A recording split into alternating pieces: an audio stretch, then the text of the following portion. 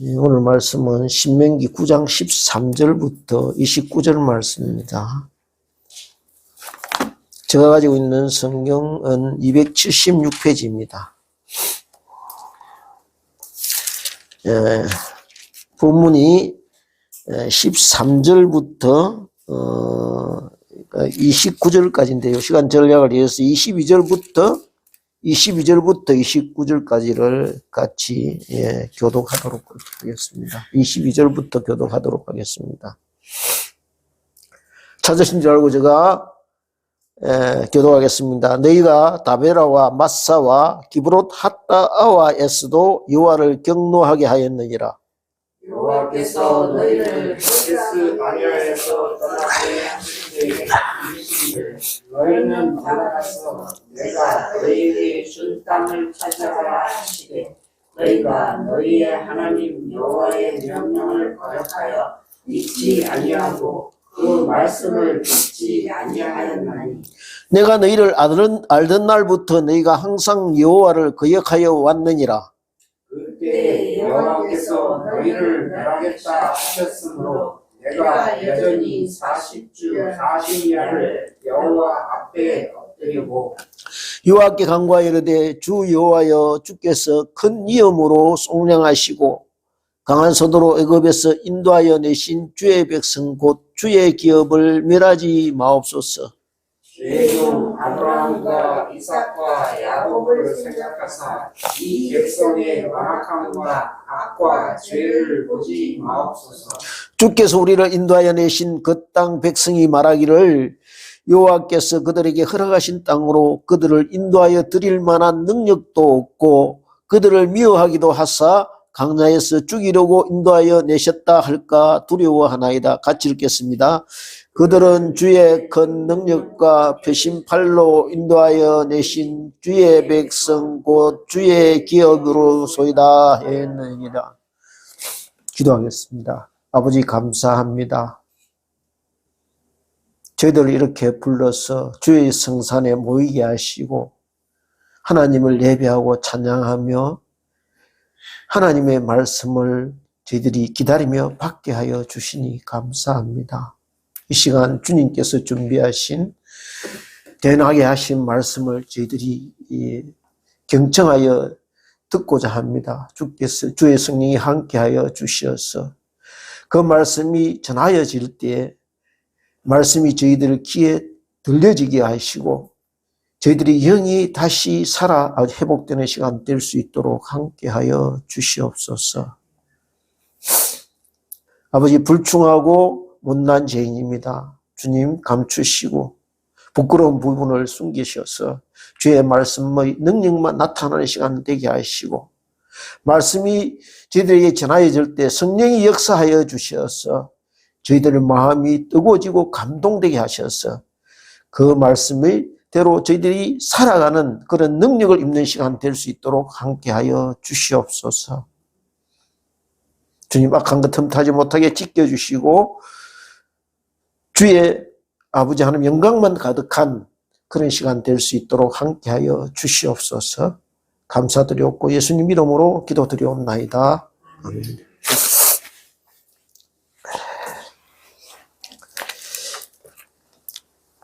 예.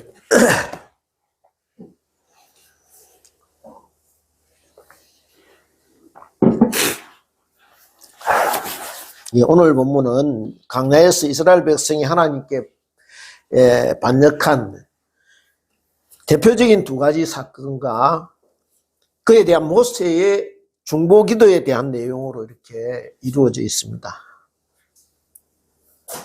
이 말씀을 제가 조용히 묵상하면서 먼저 저에게 찾아온 생각은 무엇이냐 하면 저는 이 말씀을 전할 자격이 없다라는 것이었습니다. 모든 말씀이 그러하지만 특히 이 말씀을 앞에 놓고 보니 저는 모세처럼 그렇게 자기 민족을 사랑하는 뜨거운 마음도 그렇게 가진 적도 없었고 모세처럼 그렇게 조국의 앞날을 위해서 차라리 내 목숨을 거두어 가십시오라고 하나님 앞에 엎드려 부르짖은 적이 없기 때문에 그래서 망설였습니다. 왜요? 대부분의 설교자들이요,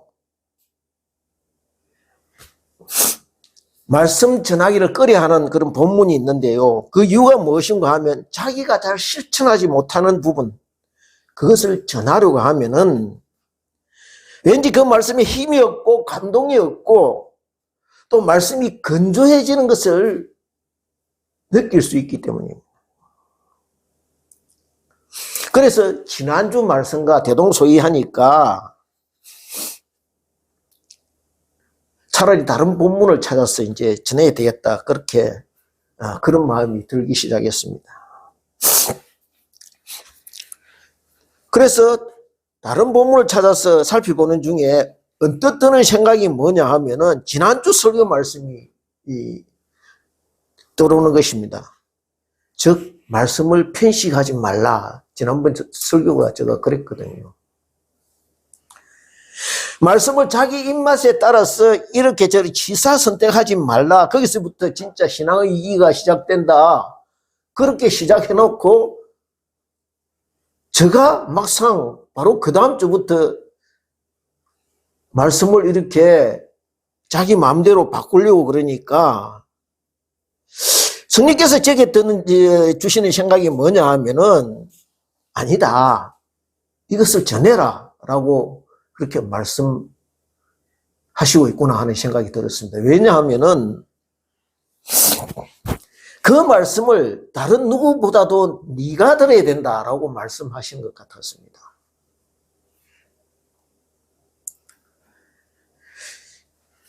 그래서 본문의 첫 구절을 이제 찾아서 속으로 천천히 한번 읽어보았습니다. 다 같이 오늘 말씀, 그러니까 9장 13절 말씀을 같이 이제 합독 한번 하겠습니다. 9장 13절 말씀 같이 읽겠습니다. 시작. 여호와께서 또 내게 말씀하여 이르시되 내가 이 백성을 보았노라. 보라, 이는 목이 곧은 백성이니. 여기 보니까 하나님께서 뭐라고 말씀하시는가 하면은 목이 곧은 백성이라고 이렇게 말씀하고 있는 것을 볼 수가 있습니다. 목이 곧다. 무슨 뜻입니까? 말씀대로 순순히 따라오지 않는다는 것입니다. 언제나 말씀에 토를 달고 유를 달고 자기식으로 말씀을 합리화시키는 그런 오만함이 내게 있다는 것입니다. 그리고 늘 원망하고 투덜대고 불평하는 족속들이다. 너희들은 그렇게 말씀하고 있다는 것이죠. 단 한 번도 하나님 말씀이 지당한 말씀입니다. 옳으신 말씀입니다. 우리가 당연히 순종해야 되는 말씀입니다. 그렇게 말하고 엎드려 겸손히 받은 적이 없다는 것입니다. 하나님이 뭐라고 지금 말씀할 수 있느냐? 내가 너희들을 쭉 지켜봐 왔는데 너희들은 한마디로 대먹지 않은 종자들이다 라고 말씀하고 있는 것입니다. 좀 심한 말을 표현하면 그렇게 말씀하셨다는 것이죠. 그런데 그 말씀이 주님이 제게 하시는 말씀으로 들려졌다는 것이죠. 가만히 저 자신을 돌아온 길을 이렇게 살펴보니까 참 저는 주님 앞에 걸어온 길 자체가 한마디로 걱정거리였던 것 같았습니다. 고분고분하지 않고 고개 빳빳이 치켜들고 어떻게 해요? 기회만 있으면은 반전을 일삼는 이 이스라엘 무리와 같은 그런 족속이다라고 말씀하시는 것 같았습니다. 하나님께서 왜 이렇게 심한 말씀을 하실까? 왜냐하면 번번이요, 하나님이 뜻과 정반대의 길로 가려고 이렇게 했기 때문입니다. 오죽했으면 하나님께서 모세에게 자기 백성 이스라엘, 아니 저를 두고 이렇게 말씀하고 계실까? 가만히 생각해 보겠습니다. 그러니까 왜 이렇게 모세에게 지금 이 말씀을 하실까? 이렇게 본문을 통하여 살펴보니까 앞에 두 사건과 관련되어 있었습니다. 왜 하나님의 입에서 이런 거친 말씀이 나오게 되었을까라고 살펴보게 되니까 이 두 사건이 이 앞에 이렇게 기록되어 있는 것을 볼 수가 있었는데요.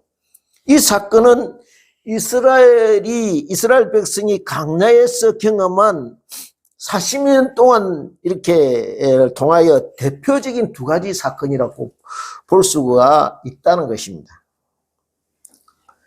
즉, 금송아지 사건과 우리가 잘 아는 금송아지 사건과 가네스 바네아에 의해서 가나안 땅으로 정탐꾼을 파송한 그런 일화가 소개되어 있는 사건입니다. 아마 이것을 지리상으로 놓고 보면요, 이 금송아지 사건은 이스라엘 백성이 출발하는 그 출발선상에 있는 지점에서 일어난 사건이고, 가데스 바네아에서 일어난 이 사건은 가나안 땅을 바로 앞에 두고 일어난 사건이기 때문에 어떻게 보면 종착점에 해당되는 그런, 다 와서 가나안 땅을 거의 눈앞에 두고 목적지 앞에서 일어난 사건이라 이렇게 볼 수가 있을 것입니다.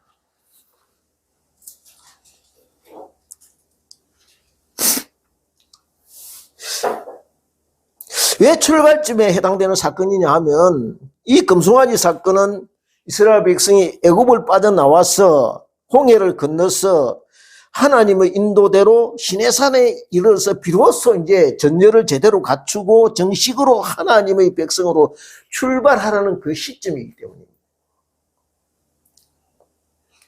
그동안 허겁지겁 그냥 도망자처럼 이렇게 나온 노예의 모습이 아니라 당당한 하나님의 백성으로 세워지려는 그 순간에 일어난 사건이기 때문입니다. 그래서 하나님께서 모세를 통하여 명령, 구례, 법도를 내려주시고 왕으로서 또 즉위식을 가지시는 장면을 우리가 볼 수가 있습니다. 그리고 모세를 산 정상으로 불러서 하나님의 언약, 십계명을 전달하는 그 모습을 우리가 볼 수 있는 것입니다. 십계명이 어떤 것입니까? 하나님께서요, 직접 준비하셔서 직접 손으로 자필로 쓰신 언약서입니다. 그죠? 사람이 쓴 것이 아닙니다. 자필로 쓴 언약서입니다. 그런데요, 제가 이 대목을 가만히 묵상하면서 깨달은 것이 있습니다. 뭐냐 하면요, 언약이라는 것은 계약입니다. 그죠? 언약은 약속 그대로 말로 하는 언약 아닙니까? 말씀 언자에 말씀으로 한 약속을 이제 그걸 다시 어떻게 해요? 써서 이렇게 기록으로 남긴다는 것은 무슨 뜻입니까? 그 언약이 말로써 흩어지는 그렇게 사라지는 언약이 영원히 기록으로 남겨서 대대로 이렇게 지켜져야 할 약속이라는 것입니다. 언약은 대등관계, 그러니까 대등한 관계에 있는 사람끼리 맺는 약속입니다. 우리가 주로 어떨 때 계약을 합니까? 집을 사고 팔 때라든지 어떤 물건을 주고 받을 때라든지 그럴 때 계약서를 씁니다. 그리고 도장을 칩니다. 그런데 이상하지 않습니까? 하나님께서 무엇이 부족하고 아쉬워서 스스로 사람과 같이 계약의 당사자가 되려고 한다는 것인지 조금 의아스러운 그런 부분이 있습니다. 그죠? 하나님하고 우리하고는 신분상으로 이 상대가 되지 않습니다. 그죠? 하등의 계약을 할 이유가 없습니다.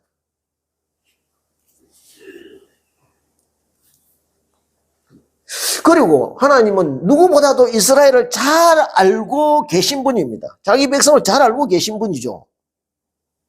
그런 하나님께서, 전능하신 하나님께서 언약서를 직접 손으로 쓰시고 계약서가 인친다. 어떤 의미를 가지고 있다는 것입니까?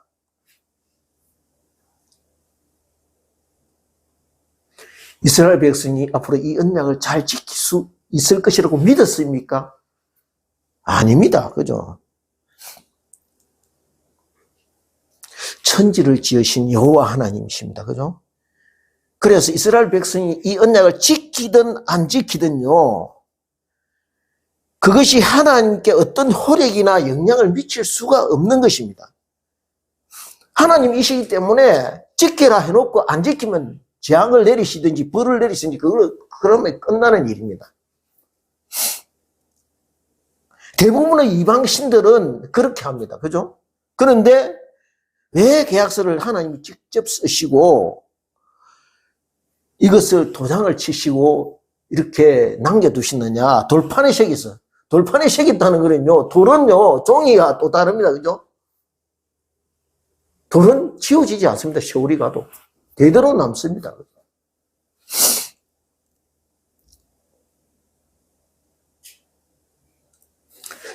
그래서 뭐냐 하면은 이런 뜻입니다. 내가 앞으로 어떻게 해요? 너희들을 이 약속을 반드시 지킬 수 있는 나의 신실한 백성으로 만들겠다는 하나님의 자기 선언이라는 거죠.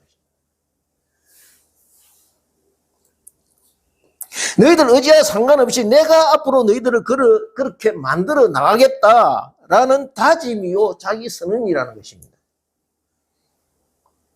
즉 하나님 스스로가 이 약속으로 스스로 자기를 묶어버리신 것입니다.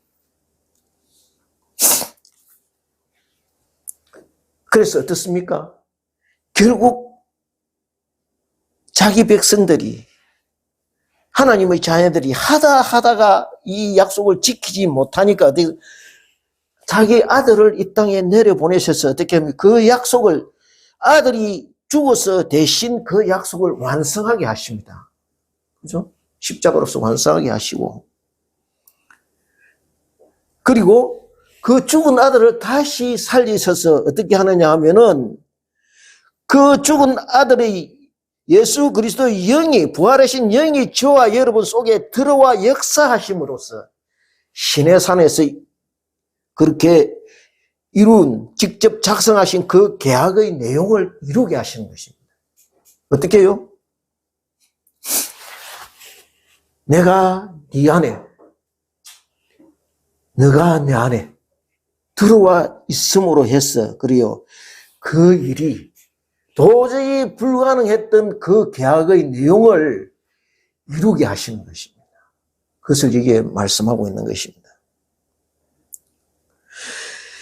이처럼 하나님은 이미 이 계약의 내용을 지키지 못할 것을 알고 계셨습니다.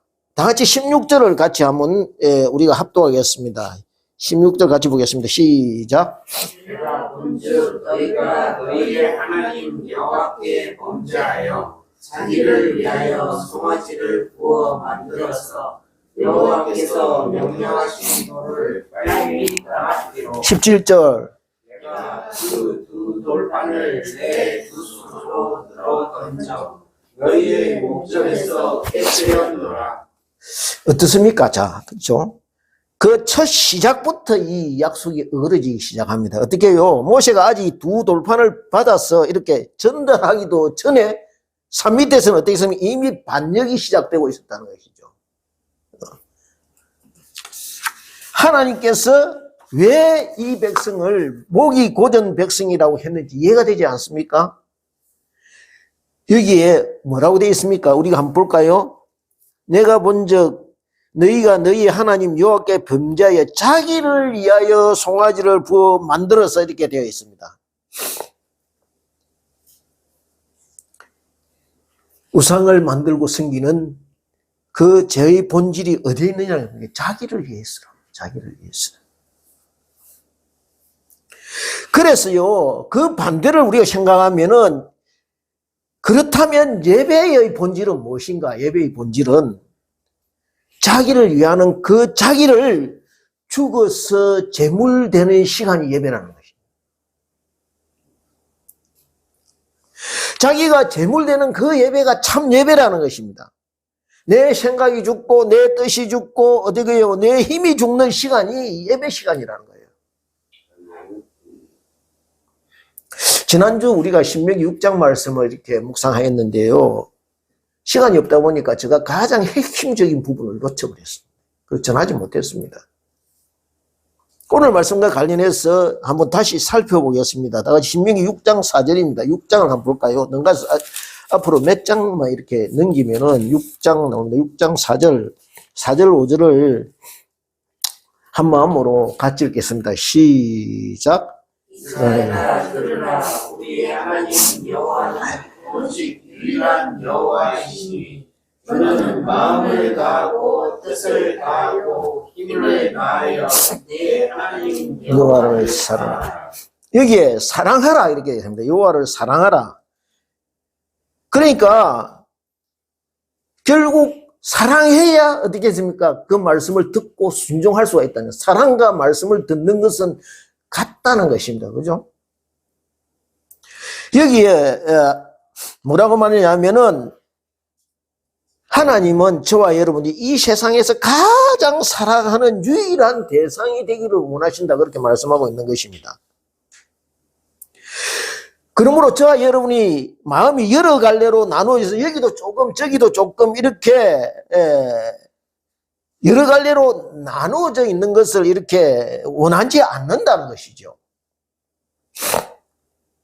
여기에 보십시오. 다하고 세 번 연속해서 나옵니다. 그죠? 무슨 말입니까? 조금 더 여지를 남겨두지 말라는 것입니다. 그죠? 여기에 마음을 다하고라고 되어 있습니다. 그죠? 예수님께 뭐라고 해요? 내 보물이 있는 곳에는 어떻게 해요? 내 마음이 있느니라 그랬죠. 무슨 말씀입니까? 내 마음이 지금 어디에 가 있느냐라고 묻고 계시는 것입니다. 그러니까 내 마음이 나에게 와 있느냐, 여호와 하나님께 와 있느냐, 그것을 묻고 있는 것입니다. 언제나 내 생각으로 가득 차 있느냐라고 물으시는 것이죠. 즉 무슨 말씀이냐 하면은 오직 예수님만이 네 자랑이고 세상에서 가장 가치 있는 보물이라고 여기고 사느냐, 그렇게 말씀하시는 것입니다. 네가 어떻게 살고 있느냐, 네 모습을 보면 그것을 알 수 있다라고 말씀하시는 것이죠. 그 다음 뜻을 다하여, 뜻을 다한다. 우리가 뜻을 세운다 이렇게 말씀하지, 뜻을 세우다라고 그렇게 말합니다. 즉 무엇을 하고자 하느냐는 것입니다. 그죠? 내 인생의 표대를 어디에 두고 있느냐라고 묻고 있는 것입니다. 내가 추구하고 이루려고 하는 것이 무엇이냐라고 물으시는 것입니다. 그렇습니다. 그런데요, 우리가 주님의 뜻을 이루려면 어떻게 해야 됩니까? 내 뜻을 포기해야 됩니다. 그죠? 언젠가 주님의 뜻과 내 뜻은 항상 충돌하게 되어 있습니다. 부딪히게 되어 있습니다. 예수님이 그러셨지 않습니까? 뭐라고요?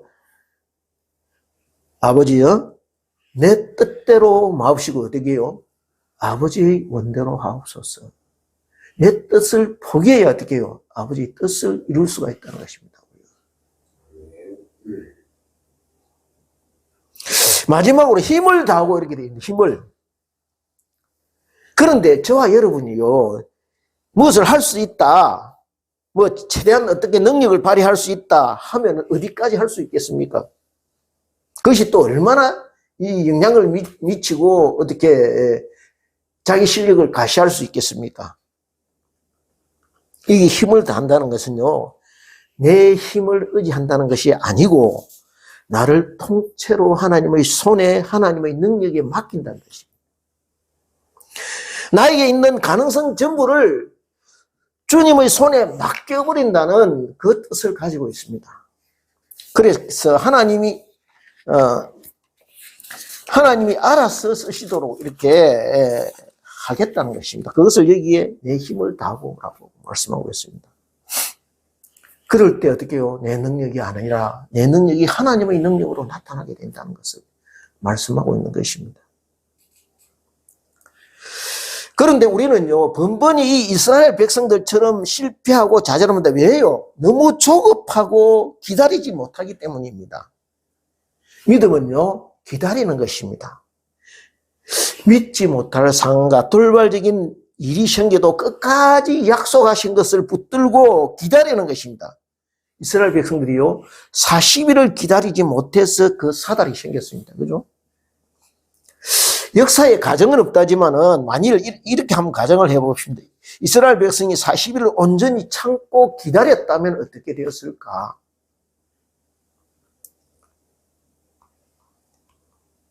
근데요, 저와 여러분이 이처럼 하나님이 주신 예약하신 복들을 기다리고 기다리다가 막 주님께서 우리를 위하여 일하시려 하는 그 순간을 참지 못하고 포기해버리는 경우가 많다는 것입니다. 이 두 사건을 제가 이렇게 묵상하면서 어떤 제게 주시는 어떤 이 연결고리를 제가 이렇게 보게 되는데, 그것이 뭐냐, 공통분모를 보면 그것이 무엇이냐 하면 이 금송아지 사건도 그렇고 그 다음에 가데스 바네아 사건도 그렇고 이 두 사건 모두가 그 의도는요, 하나님께서 이스라엘 백성을 한 단계 나아가려 하는 축복에서 시작된 일이라는 것입니다. 금송아지 사건은 하나님의 백성으로 온전히 세우기 위한 것이고, 이 가데스 바네아 사건은 약속의 땅에 들어가기 위한 전초 작업입니다. 그러니까 이스라엘 자손을 해방시켜서 새로운 하나님의 근속으로 세워가시려는 하나님의 꿈에서 시작된 일이라는 것이죠. 그런 게 어떻게 됐느냐 하면 이스라엘을 그렇게 잘 차려진 하나님의 밥상을 어떻게 해요? 발로 걷어 차버렸다는 것이죠. 가데스 바네아 건도 그렇습니다. 자기 백성을 위하여 약속하신 새 땅, 이단들이 잘 쓰는 요즘 신천지, 그 축복의 땅에 들여보내신 하나님의 꿈에서 시작된 일이었습니다. 그런데요, 결과가 어떻게 되었습니까? 하나님의 꿈을 무참히 짓밟아 버렸습니다. 왜요? 스스로 자기를 비하하고 형편없고 무기력한 족속으로 스스로 깎아내 디스해버렸습니다. 자기들이 하나님의 자녀라는 것을 잊어버렸습니다. 그죠? 하나님이 우리 아버지라는 사실을 잊어버렸습니다. 근 1년 넘게 광야를 전전하면서 애굽에 있을 때부터 10가지 재앙을 통하여 경험하고 고백한 그 하나님을 완전히 잊어버렸습니다. 하나님의 산에 이르기까지 자기들을 위하여 베푸신 기적과 은혜를 까맣게 잊고 있었습니다. 그래서 모세가 지금 어떻게 하냐면 말끝마다 기억하라, 기억하라, 기억하라 그렇게 외치고 있는 것입니다. 가만히 우리가 생각해 보십시오. 금송아지를 만들고 섬기고 또 가데스 바네아에서 반역을 꾀하던, 돌아가지고 애굽으로 돌아가지고 외치던 그 시점, 그 날에도 하늘에서는 여전히 만나가 내리고 하나님께서 보여주신 구름 기둥과 불 기둥은 장막을 지키고 보호하고 있었습니다. 그리고 그 광경을 이스라엘 백성 모두가 두 눈으로 지켜보고 있었습니다. 그렇게 하나님의 도우심, 어떻게 해요? 보호하심을 누리고 있으면서도 그 현장의 한가운데 있으면서도 그들은 두려움에 사로잡혀서 어떻게 해요? 내일에 대한 염려 때문에 거기까지 인도하시던 여호와 하나님을 보지 못했던 것입니다. 왜 이렇게 쉽게 무너지냐 하면요, 사람이 항상 어떤 염려, 근심이 있으면은 어떤 근성이 있냐면 최악의 순간을 생각합니다. 제가 예를 한번 들어볼까요?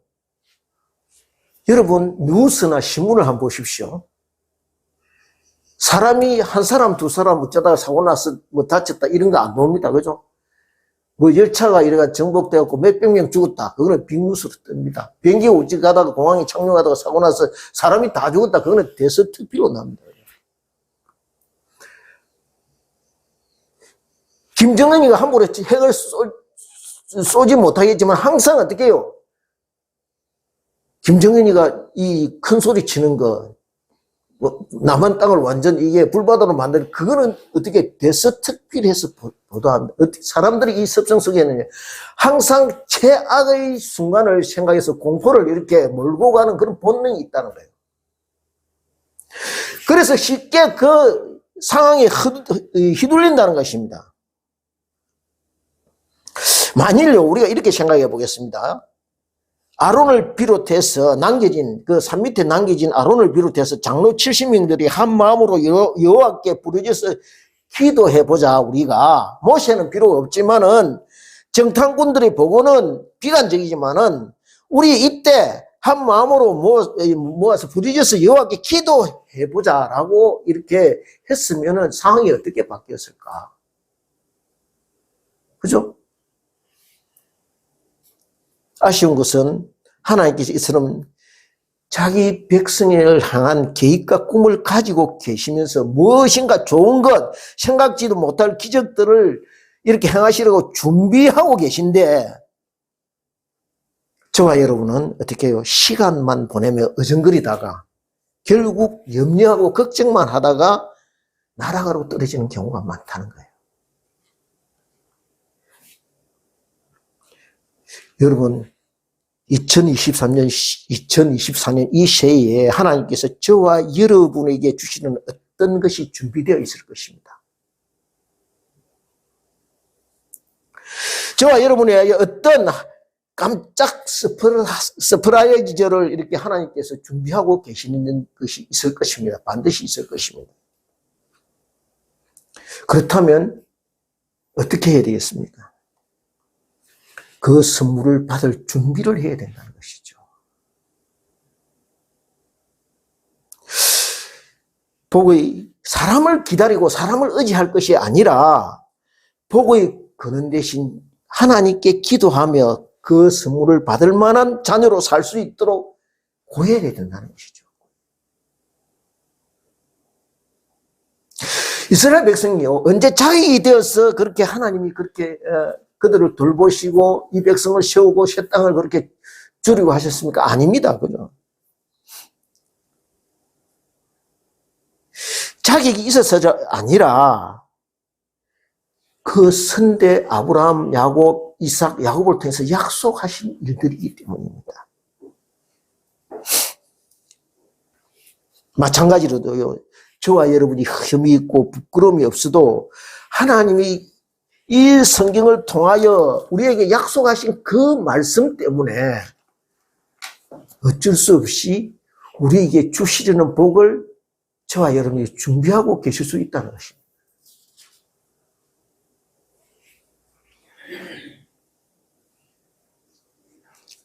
이제 21절을 같이 합독하겠습니다. 21절, 9장 넘겨서 9장 21절을 같이 읽겠습니다. 시작.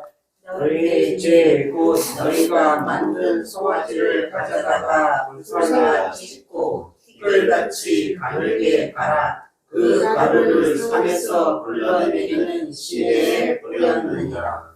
여기 무슨 말씀이냐면 우상을 만든 그 우상, 금송아지 우상을 어떻게 가루를 내어서 어떻게 여기 보니까 불살라 찢고 가루를 티끌같이 가늘게 갈아 그 가루를 산에서 그러니까 흔적을 찾을 수 없도록 이렇게 만들어버렸다는 것입니다. 그렇습니다. 우리가요, 살아가면서 죄를 범할 수도 있고, 실족할 수도 있고, 실수할 수도 있습니다. 그런데요, 그럴 때마다 하나님은 저와 여러분의 죄의 흔적들을 말끔히 지워버리시기를 원한다는 것이죠. 완전 범죄를 위하여 감추고 숨기라는 뜻이 아닙니다. 무슨 말씀이냐면요, 가만히 보면은 사람들은요, 자기가 실수한 그 자리 꼭 가서 넘어지고 실족한다는 것이죠. 같은 유형의 죄에 똑같이 매번 거기에 이렇게 넘어지고 이렇게 죄를 범하게 된다는 것입니다.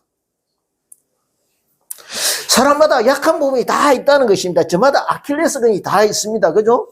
이스라엘 백성에게는 이 금송아지가 그랬다는 것입니다. 왜냐하면 애굽에서 보고 들은 것이 전부 다 우상이거든요. 그래서 모세가 나타나지 않자 어떻게 해요? 금송아지 우상을 자연스럽게 찾게 된 것입니다. 무슨 말이냐 하면 저와 여러분이 하나님 대신에 찾게 되는 것이 있느냐는 것이죠. 습관적으로, 자연적으로, 본능적으로 끌리는 세상의 매력적인 것들이 있느냐는 것이에요. 그것이 저와 여러분에게 금송아지라는 거예요. 그 흔적들을 어떻게 해요? 빨리 지워버리고 치워버리라는 거예요. 그래야 하나님의 새로운 사람으로 다시 세워질 수 있다는 거예요.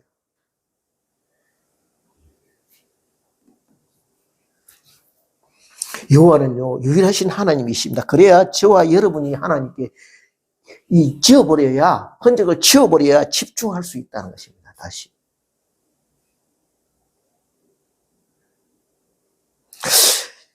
여기에 보면은요, 22절 같이 한번 드리겠습니다. 시작. 너희가 다베라와 마사와 기브롯 핫바와 에사도 여호와를 경노하게 하였느니라. 그리고 24절 뛰어넘어서 24절 같이 읽겠습니다. 시작. 내가 너희를 알던 날부터 너희가 항상 여호와를 거역하여 왔느니라. 여기 보면 쭉 지명이 나열되어 있습니다. 그죠? 그리고 이제 그곳에서 쭉 이렇게 지나오는 동안에, 강야 40년을 지나오는 동안에 너희들이 뭐 건수만 생기면은 어떻게 불평하고 원망하고 반역을 시도했다. 그렇게 말씀하고 있는 것이죠. 그래서 24절에는 뭐냐 하면은 내가 너희를 알던 날부터 너희가 항상 어떻게 해요? 거역하고 반역해 왔다고 이렇게 한탄하고 계시는 것을 우리가 볼 수 있습니다. 제일 먼저 여기에 22절에 보면은요, 뭡니까? 여기에 다베라가 나옵니다. 다베라. 민수기 11장에 이제 나오는 사건인데요. 거기에 보면은 백성이 악한 말로 원망해서 여호와를 원망합니다. 그래서 여호와께서 들으시고 진노하셔서 그 장막 끝에 불을 붙여서 진영 끝을 사르게 하십니다. 그래서 모세가 급히 하나님께 부르짖어 간구해서 그 불이 이제 불을 끄게 되고, 그곳 이름을 다베라라고 이렇게 부르는 것을 볼 수가 있습니다. 무슨 뜻이냐면 불타다라는 뜻입니다. 그렇습니다. 원망의 불은요, 그곳에만 머무르지 않고 항상 원망은 널리 퍼져나가게 되어 있습니다. 그래서 어떻게 해요? 내 집뿐만 아니라 다른 집도 태우고 공동체 전체를 태울 수가 있다는 것입니다. 불과 같은 것이라는 거예요, 원망이. 그래서 원망은 내가 내뱉는 것으로 그치지 않고 어떻게 해요? 공동체 전체를 어떻게 해요? 파멸로 몰고 간다는 것이죠. 그 다음에 두 번째 마사라고 되어 있죠. 마사는요, 그 뜻이 뭐냐, 다투다, 시험하다, 이런 뜻을 가지고 있습니다. 왜냐하면 이스라엘 백성이 강야를 행군하다가 르비딤이라는 곳에 이르러서 장막을 쳤는데 마실 물을 구할 수가 없었던 것입니다. 그래서 원망하기 시작합니다. 물은요, 생존하고 직결됩니다. 그죠? 물을 마시지 못하면 죽습니다. 원망이 절로 나올 수밖에 없는 그런 상황입니다. 그런데요, 중요한 것은 뭐냐면은 비록 원망할 수밖에 없는 상황이지만은 그래서 어떻게 원망하더라도 그 원망을 하나님이 기뻐하시지 않는다는 것입니다. 하나님은 원망하는 자체를 기뻐하지 않으신다는 거예요. 왜냐하면 원망은요, 믿음 없는 사람들이 하는 행동이라는 것이죠. 하나님의 사람들은요, 세상 사람들이 원망할 때 같이 원망하는 사람이 아니라 함께 모여서 기도하는 사람이라는 것이죠. 원망은 오히려 문제 해결을 어렵게 하고 문을 걸어 잠그는 반면에 기도는 그렇게 잠겨진 문을 여는 열쇠, 비밀번호와 같다는 것입니다. 가만히 보십시오. 사람들이 어떤 문제나 어려움에 처하게 되면은 두 가지 형태를 보입니다. 첫째는 뭡니까? 두 가지 형태는 그것이 뭐냐면 기도하거나 원망하거나 두 가지 중에 하나를 한다는 거예요. 그런데 대부분의 사람은 원망한다는 거예요. 그런데 지혜로운 사람은 어떻게 하느냐면은 그때 지혜로운 사람, 하나님의 사람은 기도를 통하여 하나님의 지혜를 구한다는 거예요.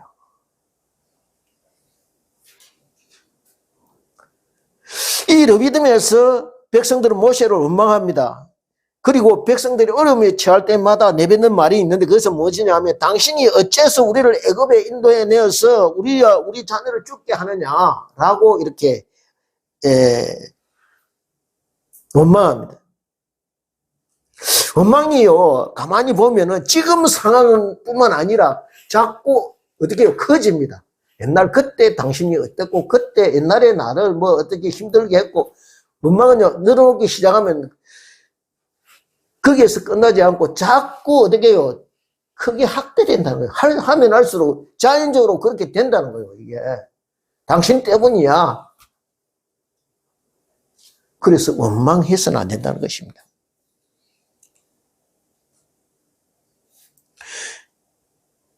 그러다가 어떻게 되냐 하면 끌고 부스럼 만들고 상대의 약점을 들춰내고 건드려서 안 될 부분까지 건드린다는 것입니다. 저 어떤 텔레비 프로에 그러니까 서로 싸우다가요. 이 원망 때문에 싸우다가 어떻게 하면은 아내는 남편의 약점을 다른 사람보다 더 알고 있죠. 또 바로 알고 있고 남편은 또 아내의 약점을 알고 있습니다. 그런데 그거는 건드려서는 안 되거든요. 그런데 나중에는 그 약점까지 건드린다는 것입니다. 아픈 부분을 가장 아프라고 그냥 서슴없이 건드린다는, 그러면 이게 뭐 확대될 수 없는 거죠. 그래서 원망해서는 안 되고, 원망이 스물스물 우리 가슴에 이렇게 올라오기 시작하거든. 기도의 자리에 앉아라는 거예요. 기도의 자리에 앉아서. 사단이 그 원망을 타고 어떻게 해요? 우리 마음을, 우리를 자기의 종으로 이렇게 몰아간다는 거. 그 다음 마지막으로 이제 핫다와 하는데, 기브롯 핫다바라고 되어 있는데, 여기는 탐욕의 무덤이라는 뜻을 가지고 있는데요. 시내산 북동쪽 30km 지점에 있습니다. 이스라엘 백성들이 고기를 먹고 싶다고 해서 모세를 원망해서 차라리 애굽에 있을 때가 우리가 좋았다라고 말합니다. 그때 여호와께서 들으시고 동풍을 불게 하셔서 메추라기를 몰아서 이스라엘 진영 이 끝에서 저 끝까지, 그러니까 하룻길이라고 해요. 하룻길을 걸어갈 만한 지역에 메추라기를 그냥 한 9m 정도, 45cm 정도 메추라기 그냥 착착착 쌓이도록 이렇게 만들었다는 것입니다. 그런데요, 백성들이 고기가 이 사이에 씹히기도 전에 어떻게 해요? 하나님께서 진노하사 재앙으로 치십니다. 이거 한번 실컷 먹어봐라 해놔놓고 어떻게 해요? 그 원망을 그냥 두시지 않고 원망한 사람들을 치신다는 거예요. 그래서 욕심내다가 하나님의 진노로 죽임을 당한 곳이라는 뜻을 가지고 있습니다. 그래서 대부분의 사람들이 욕심 때문에 망합니다. 이렇게 이스라엘 백성이 진학한 곳마다요, 반역이 떠날 날이 없었습니다. 여호와 하나님이 인도하신가 연속되는 기적의 현장을 날마다 보면서도 그렇게 원망하고 원망했습니다. 저와 여러분은 어떻습니까? 물론 이스라엘 백성이 하나님을 원망하기도 했지만 대부분 모세와 아론을 원망했습니다. 하나님께 직접 원망을 그렇게 많이 하지는 않았어요. 그런데 어떻게 생각합니까? 하나님은 그것을 어떻게 해요? 자신을 원망하는 것으로 간주했다는 거예요.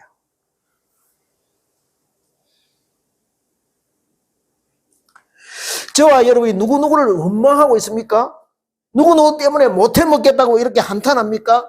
하나님이 듣고 계신다는 거예요. 그 원망을 어떻게 해요? 하나님께 늘어놓는 것으로 여기신다는 거예요. 흔히 우리는 습관적으로 살면서요, 못 살겠다, 이게 죽겠다, 이러다 망하겠다라고 이렇게 말합니다. 근데 저도 여러분도 입술을 지키는 자가 되기를 원합니다. 이게 안 되면요, 하나님 내 입술을 지켜주십시오라고 기도해야 된다는 거예요.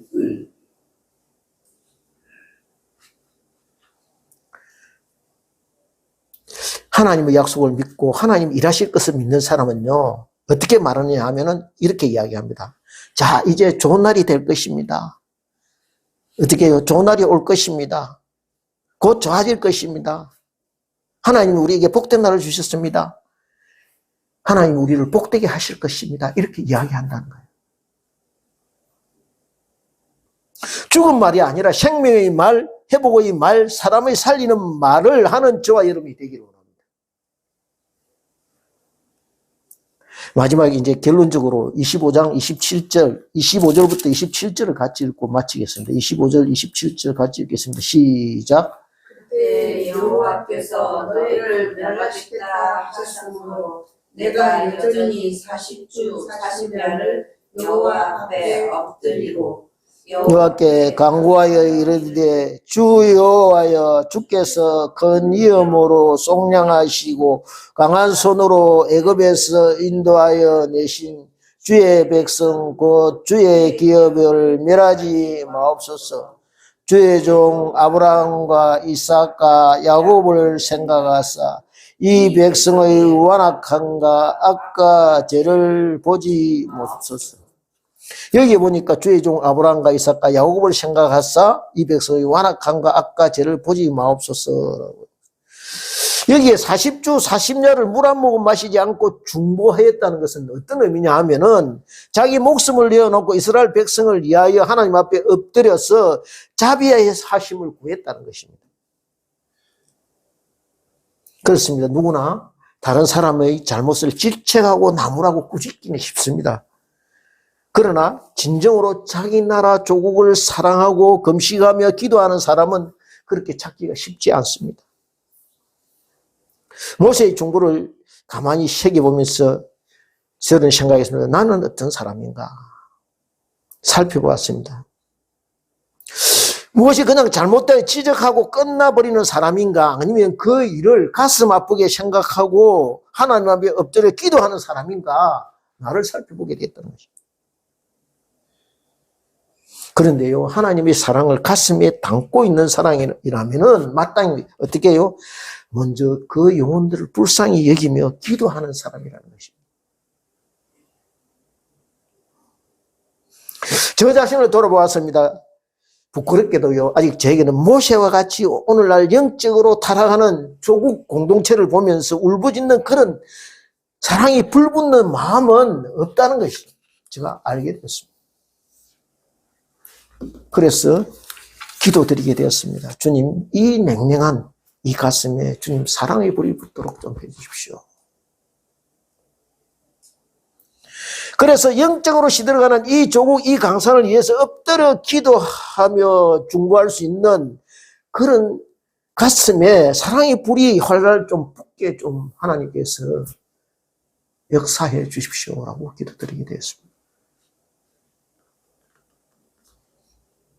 여러분 앞에서 살펴보았습니다. 그죠? 이스라엘 백성이 어쩌다가 하나님께서 예비해 놓으신 축복을 이렇게 받는데 실패했습니까? 미리 준비하지 않았기 때문에. 저와 여러분, 하나님께서 어떤 주신 꿈, 축복이 있을 것입니다. 그것을 위해서 어떻게 합니까? 저는 이렇게 생각해요. 앞으로 40일간만이라도 하나님 앞에서 내가 좀 말씀으로 살아보자고 몸부림쳐보자. 그런 생각을 갖게 되었습니다.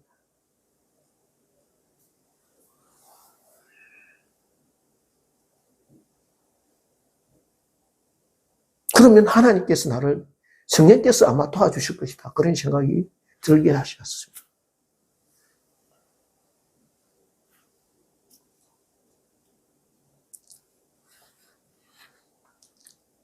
바로크는 주신 은혜들을 귀하게 여기고 감사하고 생각하면서 잊혀지지 않도록 마음에 새기는 저와 여러분 되기를 원합니다.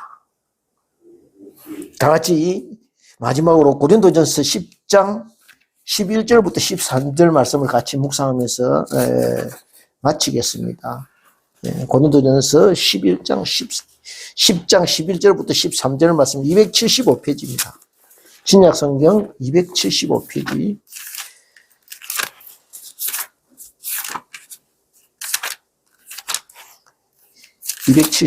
신약성경 고린도전서 10장 11절부터 13절 말씀입니다. 이것은요, 바울 사도께서 교회를 이렇게 강야교회라고 말씀하신, 강야에서 일어난 여러 사건들이 우리에게 본보기가 된다, 그렇게 말씀하신 내용입니다. 다 같이 한 마음으로 합독하겠습니다. 11절부터 13절까지 같이 읽겠습니다. 시작. 그에게 일어난 이런 일은 본보기가 되고 또한 말세를 만난 우리를 깨우치기 위하여 기록되었느니라. 그런즉 선줄로 생각하는 자는 넘어질까 조심하라. 사람이 감당할 시험 밖에는 너희가 당한 것이 없나니 오직 하나님은 미쁘사 너희가 감당하지 못할 시험 당함을 허락하지 아니하시고 시험 당할 점에 또한 피할 길을 내사 너희로 능히 감당하게 하시느니라. 그렇습니다. 우리가 살다 보면 시험 당할 때도 있고 고난 당할 때도 있지만 하나님이 우리에게 허락하신 것은 어디요? 견딜 만한, 우리를 한 단계 업그레이드 시키기 위한 것이라는 것이죠. 한 단계 우리에게, 그래서 원망할 거 없다는 것입니다. 곁으로 말씀드립니다. 하나님은요, 언제나 저와 여러분에게 때에 맞춰서 가장 좋은 것을 주시는 분이라는 것을 잊지 마시기 바랍니다. 그리고 기여해야 될 것입니다. 바로 저와 여러분이 항상 감사하면서 자족하는 삶을 누리는 저와 여러분 되기를 원합니다. 그러면 하나님께서 이미 주시기로 약속된 영적인 축복, 육적인 축복, 모든 것을 아낌없이 주실 줄로 믿습니다. 저와 여러분이 이처럼 하나님이 위하신 복을 누리며 감사하는 멋진 인생의 승리자가 다 되시기를 주님의 이름으로 축원드립니다. 기도하겠습니다. 아버지 감사합니다. 주님께서 우리에게 좋은 것 주시기 위해서 기다리며 준비하고 계신데 어리석고 미련한 저희들은 그것을 몰라서 때로는 헤매며 주님이 주신 복들을 이렇게 저희들이 준비하며 기다리지 못하고 포기하는 경우가 많습니다. 주님, 그우리 주님께서 저희들 함께 하셔서 언제나 주님의 말씀 안에 가게 하시고 말씀을 그대로 따라가는 것이 주님이 저희들이 주신 크신 복이라는 것을 언제나 잊지 않고 그 말씀 순종하며 온전히 따라가는 저희들 될 수 있도록 함께하여 주시옵소서. 그래야 할 때 주님이 우리에게 주시는 육적이고 영적인 복을 모두 누리며 이 세상에서 하나님의 능력자로 성지자로 살 수 있는 저희들 될 수 있도록 주께서 역사하여 주시옵소서. 감사드리옵고 예수님 이름으로 기도드리옵나이다. 아멘.